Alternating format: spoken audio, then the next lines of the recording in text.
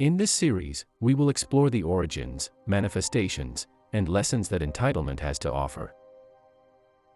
Join me as we delve into the teachings of ancient scholars and thinkers, shedding light on an attitude that shapes our relationships, our expectations, and our very sense of self.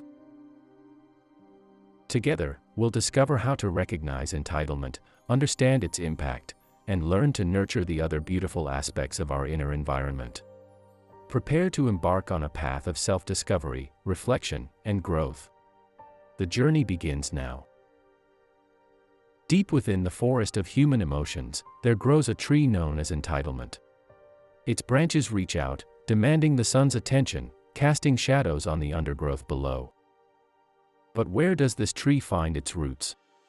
And what wisdom have the sages and teachers of all ages shared about its nature? Welcome to a journey into the heart of entitlement, a complex and often misunderstood aspect of our inner landscape. We'll uncover the soil that nourishes this tree and the ways we can cultivate a more balanced and harmonious garden within ourselves. Entitlement has become a pertinent topic in modern times, reflecting an attitude where an individual or group feels inherently deserving of privileges or special treatment. It permeates various aspects of society and has its roots in both historical and contemporary contexts.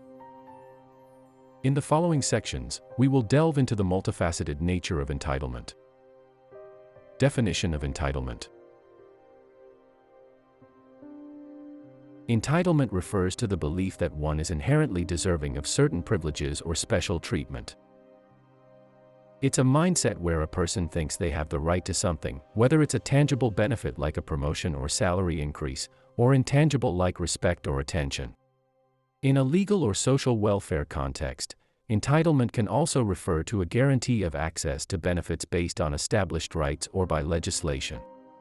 For example, citizens might be entitled to certain social welfare benefits if they meet specific criteria. In some cases, a sense of entitlement might be seen as a positive, reflecting a strong sense of self-worth and confidence. However, it can also be perceived negatively if it leads to unreasonable demands or expectations, or a lack of consideration for others. Understanding the negative side of entitlement. Entitlement can be understood as a belief or feeling that one is inherently deserving of certain rights, privileges, or special treatment. This belief may be grounded in one's status, achievements, or inherent qualities.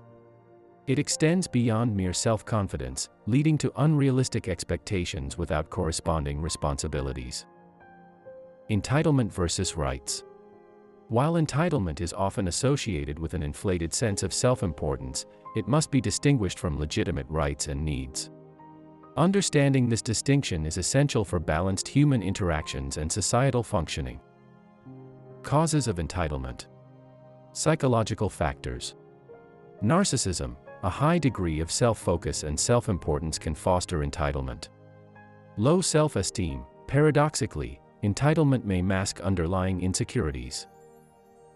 Sociocultural influences. Parenting styles, overindulgence or lack of boundaries may instill entitlement. Advertising often promotes entitlement to luxury, status, and comfort. Economic status may lead to entitlement based on perceived superiority. Political structures emphasizing individualism may inadvertently promote entitlement. Entitlement can lead to lack of empathy, creating friction. Mental health struggles. Unrealistic expectations may lead to anxiety and depression. Entitlement can reinforce social hierarchies and discrimination. Entitlement attitudes may lead to unsustainable consumption and economic disparities. Ancient perspectives on entitlement. Greek philosophers. Socrates emphasized ignorance and humility, challenging entitlement. Socrates challenged entitlement by promoting a constant quest for wisdom and understanding. Through the Socratic method, he encouraged people to question their assumptions, thereby recognizing their own ignorance. I know that I know nothing. Recognizing one's ignorance can counteract entitlement by fostering humility and an openness to learn from others. There's a metaphor that I really love.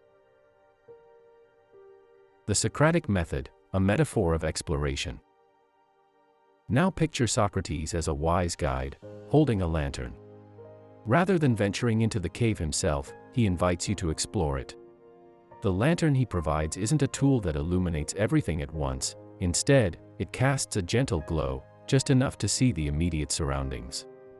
As you step into the cave, guided by questions rather than direct statements, Socrates prompts you with more questions, encouraging you to look around and notice what's there. Each question is like a fork in the path, and you must decide which way to go. Sometimes, the questions lead you to a dead end, a realization that what you thought was true might not be. You backtrack and try another path, all the while learning more about the cave and your own beliefs and assumptions. At other times, the questions guide you to a hidden chamber filled with wisdom and insight, a realization or understanding that feels like a discovery. The cave, in essence, represents your mind, filled with unknown potential and understanding. Throughout this exploration, Socrates never tells you what to see or where to go. He only asks questions, shining the lantern and letting you see for yourself. The journey itself, filled with questions, reflections, dead ends, and discoveries, becomes a process of self-inquiry, learning, and growth. The Socratic method, like this cave exploration, reveals that wisdom isn't about having all the answers, but about asking the right questions. It acknowledges that every mind is a unique, uncharted territory, and understanding is a personal journey, guided by curiosity and critical thinking. Imagine the mind as an uncharted cave, filled with countless tunnels, chambers, and hidden treasures. The entrance to this cave is known, but what lies within is a mystery, obscured by darkness and unexplored pathways. In this metaphorical cave, the sense of entitlement to immediate answers is left at the entrance. What is carried within is a humble lantern of inquiry, casting gentle light on the complex landscape of human understanding. Aristotle advocated moderation, which can counteract entitlement. Aristotle's doctrine of the golden mean encouraged moderation, warning against excess and deficiency. Virtue lies in finding a balance between extremes. This principle opposes entitlement by promoting moderation and empathy, rather than an exaggerated sense of self-worth. Plato focused on justice and communal harmony, opposing entitlement. Plato's philosophical views emphasized the importance of each individual's role in society, and the dangers of self-importance. Understanding one's role and responsibilities within a community can lead to a balanced perspective, where entitlement gives way to societal harmony. Eastern philosophers. Confucius. His teachings on balance and respect stand against entitlement. Confucianism places great emphasis on respect for others, humility, and social harmony. By encouraging empathy and humility, Confucius' teachings stand against the self-centeredness that can lead to entitlement. Laozi. Taoist principles encourage harmony and acceptance, not entitlement. Taoism, particularly as expressed by Laozi, encourages harmony, acceptance, and alignment with the natural flow of life. Wu Wei, or non-action, promotes harmony with the Tao Wei. Taoist principles counter entitlement by emphasizing alignment with a greater whole, rather than individual superiority. Roman Stoicism. Epictetus and Marcus Aurelius. Stoicism's focus on control and acceptance counters entitlement. Stoic philosophy teaches acceptance of what we cannot control and responsibility for our actions. Epictetus. Focusing on what is within our control. Marcus Aurelius. Emphasizing duty, reason, and acceptance. Stoicism's emphasis on personal responsibility and acceptance implicitly rejects entitlement, encouraging a grounded and empathetic approach to life. Entitlement is a multifaceted issue with roots in individual psychology, cultural norms, and societal structures.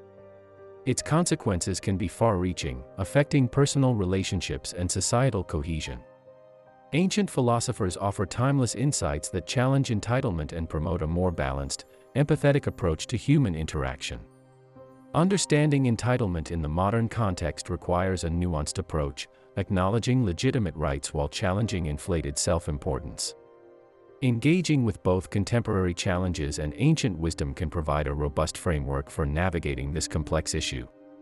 The topic of entitlement opens up avenues for further exploration, including examination of entitlement in different cultural contexts, how education and community engagement can mitigate entitlement, exploring the intersection between entitlement and other social issues like gender, race, and class. The ancient perspectives on entitlement provide a rich tapestry of wisdom, guiding us toward humility, empathy, moderation, and a sense of communal responsibility. Whether through Greek rationalism, Eastern harmony, or Stoic acceptance, these teachings offer timeless insights that continue to challenge and inspire contemporary thinking about entitlement. As we close this chapter in our exploration of the inner environment, we leave behind the trails we've walked and the insights we've gathered. Like gardeners tending to the soul's landscape, we've unearthed the roots of entitlement, pruned its overreaching branches, and nurtured the growth of understanding and compassion. But the journey doesn't end here. The garden of self-awareness is ever-changing, and there are more paths to explore, more lessons to learn. We invite you to continue with us, cultivating wisdom, empathy, and balance in the rich soil of your inner world. Thank you for joining us in this enlightening adventure. May the seeds we've planted together blossom into a more harmonious and fulfilling life. Until next time, keep tending to your inner garden and let your true self flourish.